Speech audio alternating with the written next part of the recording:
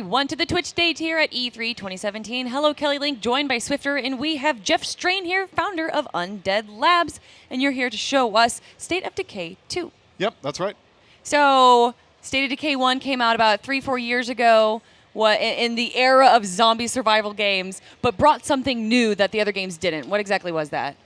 Well, you know, as you would expect, when we announced that this small little team in downtown Seattle was making a zombie survival game, there was quite a bit of, hey, does the world really need another zombie game? Right. And we expected that. But our answer was, yeah, it does, right? Like, I've been a huge fan of the genre forever. And, you know, I would say everybody who was, you know, joining me and to build this game are, you know, hardcore zombie fans. Uh-huh. And the thing that we all believed was that there's some fantastic zombie games out there, but none of them really captured what makes the genre so enduring and endearing. And it's not about shooting zombies. It's about that survival fantasy, right? I mean, I would bet that both of you have your plan, right? Sure, yeah. You've at least talked about it Of at some course. point, right? And that you both feel like you would survive, right? Like, I feel like I would survive, right? I would probably wouldn't. But we wanted to make a game that really let you try that out, right? Let's see if you do have the ability to make those hard decisions, to risk you know, things in order to try to build longer-term survival infrastructure and then deal with the consequences. And so, you know, State of Decay was a kind of a first swing at that. It was a very ambitious game by a passionate team, and it did quite well. And so we're now very fortunate to be able to pursue the full sequel. Well, when I think zombie survival, I think kind of sandbox. I don't really think of story. And State of Decay definitely focus on those stories. Characters can die. Characters can like affect how your settlement is being raised up. Is that what State of Decay 2 focuses on? How many characters are there that like you can potentially control and bring into your society? Right. So the other survivors that you actually play not as a kind of typical action hero. You play as a community of survivors that you bring into your community. And these survivors are all procedurally generated from Oh, so they vary. It's not just They like do. one character's name is Bob and he always has this weapon That's with exactly these stats. right. There are the original game had a few hundred character traits that we would procedurally compose. State of Decay 2 expands on that substantially. There's well over 1,000 character traits, and those character traits determine not only that character's skills, kind of typical RPG style wits, cardio, shooting, but also they impact the overall simulation and the overall community, right? So things that you manage the morale in your community, you manage... So if you have like someone that's really good at, you know, getting wood to being able to build your items, but he's a jerk, it doesn't matter how good he is, he's going to make the rest of your inhabitants like unhappy, and that's going to affect the willpower of the team? Absolutely. And if you build a community of all jerks, you're going to have a hard time managing morale, right? So we're actually showing the game here you know, behind closed doors, and one of the characters that we show is named Matt, and Matt snores. Right, and that's just something that survivor comes with. And when you first say that, you're like, oh, okay, well, big deal. How's that going to impact my gameplay? Well, it actually provides a -3 morale stat to your overall community, right? And so you have to offset that. Let me just say, having to be stuck into a hotel room before with someone that snores, it definitely affects the rest of my day. Yeah, absolutely. And so you would, you know, having one person who snores, maybe not that bad, right? But if you had an entire community of people who snored, you'd be in trouble. Well, maybe if they all snored, they'd all be okay with it.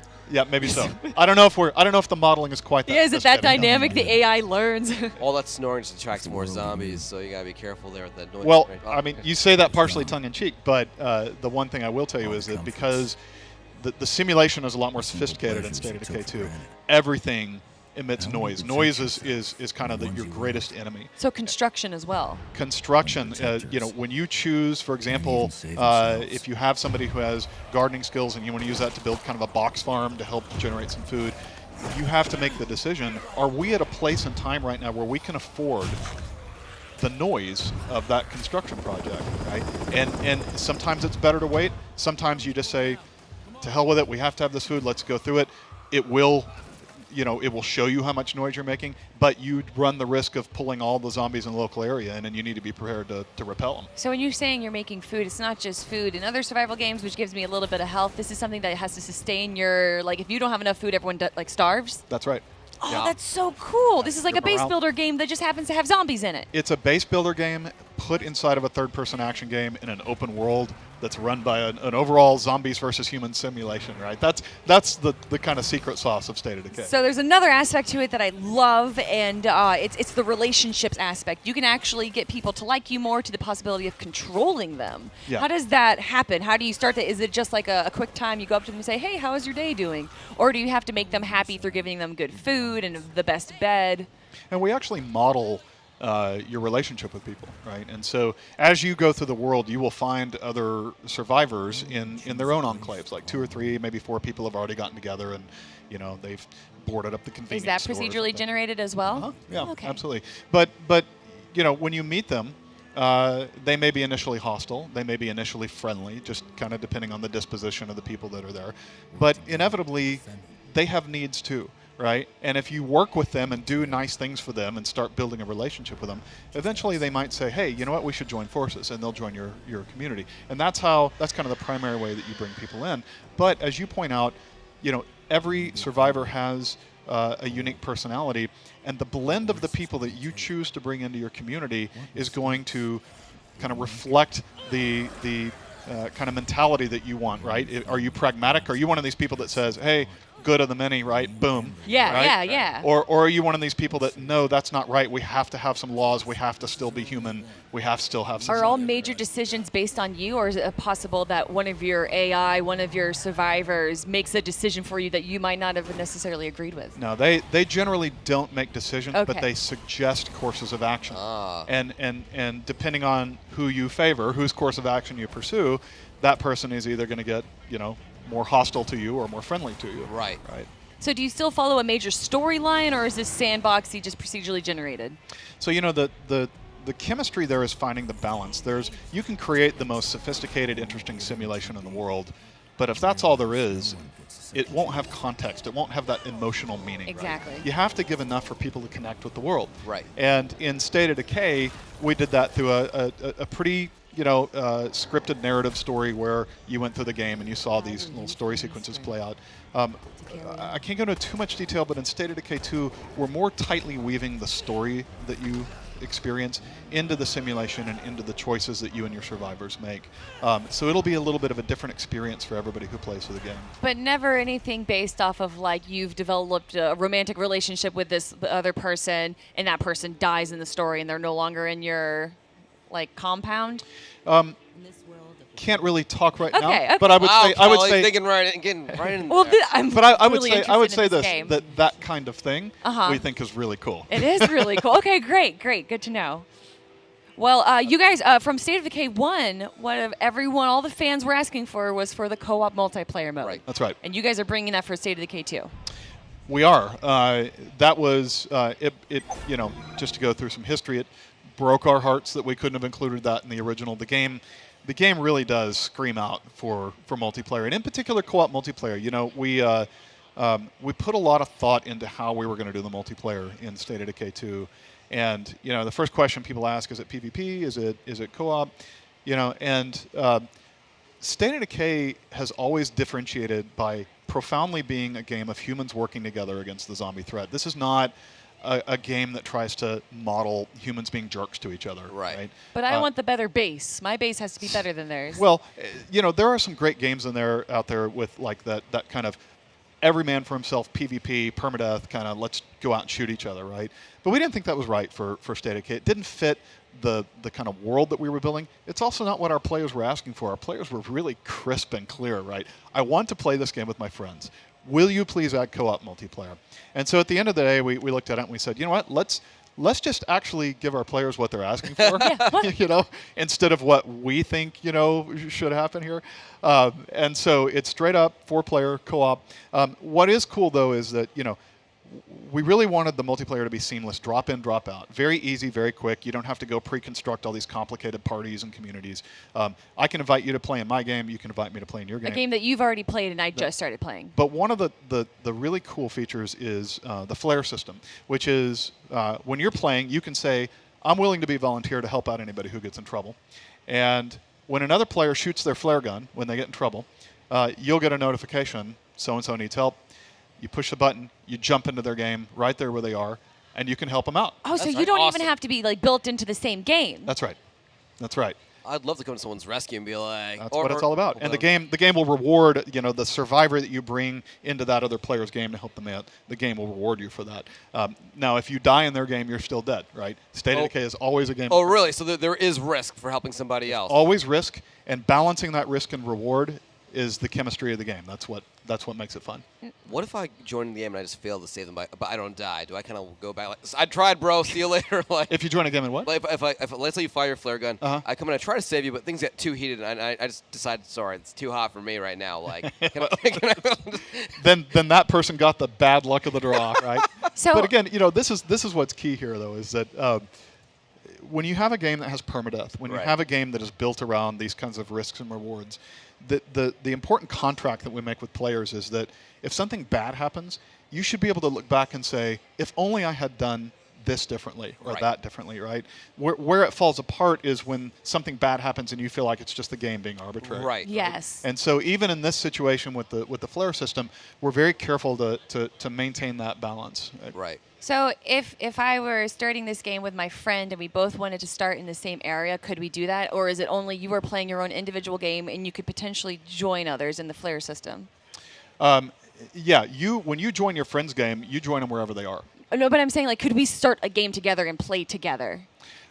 You could, if you wanted to say, "Hey, I'll never play without you," right? All right, so so we're going to play 6 to 9 every night, and that's when you need to jump into the game. Yeah, absolutely. Okay, but beyond that, I could just essentially be playing solo play on my own, and my friend doesn't really have to level up or right. join with me. Okay, cool.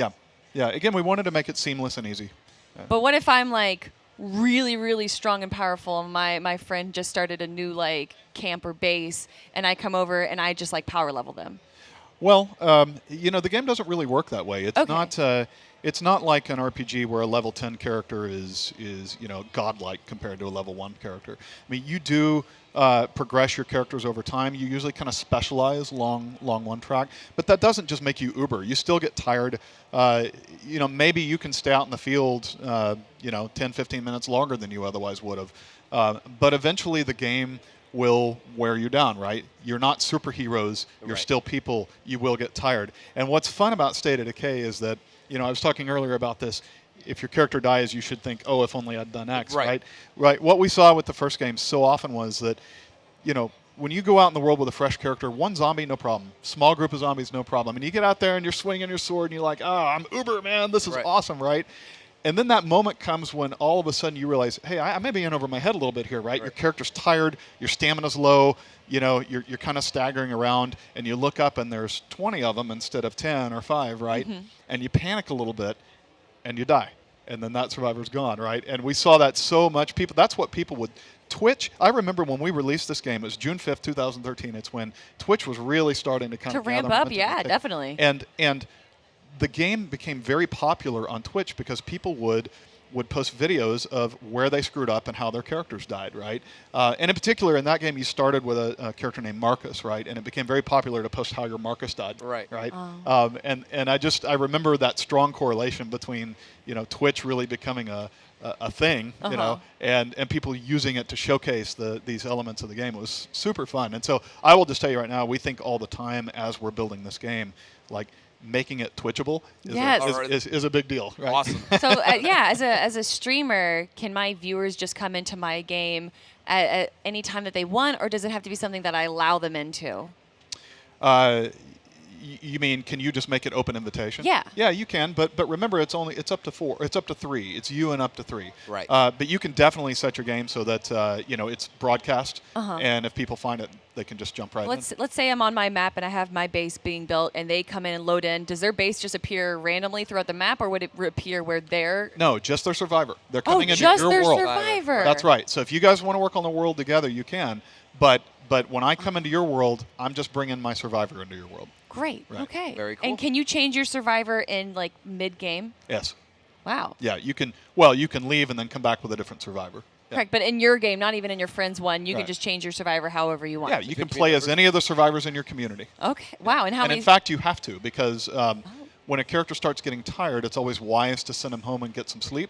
and switch to playing another character with fresh legs. So there's no God mode where I just control all of my like peons below and tell them to go make me some vegetables and then go build a base. Well, there is, in that as you build facilities in your base, those facilities need labor. Yeah. And the characters the survivors that you're not out in the field playing will be back at the base working, right? Okay. And so, if you have a garden, people need to tend the garden. If you have an auto shop, whichever of your survivors has auto repair skills will be the one manning the auto shop.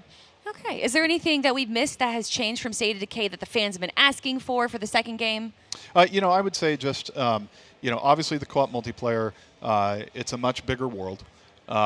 Bigger and like how big is the map? Do you have a referential? So right now we have 3 maps that are each roughly the size of the original game. Oh, yeah. Wow. So 3 of them. Yeah, yeah. And do you have to choose which map you want to start on? You may choose which map you want to start on. Okay. Yeah.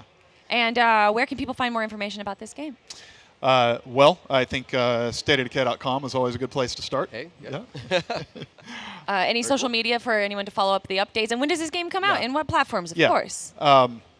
So it is a Windows. It is a Play Anywhere title. So it's Windows PC and Windows 10 PC. I'm getting my talking points. No worries. Windows 10 PC, Xbox One, Xbox S, and of course Xbox One X, which we're super excited about too. Awesome. And the release date? What's that? Oh, spring 2018. Oh, I'm so hyped, man. Oh, yeah. It's going to be great Cool. Twitch stream material, too. So I cannot wait. It's gonna be fun. Cannot wait. Yeah, all right. absolutely. Jeff, thank you so much.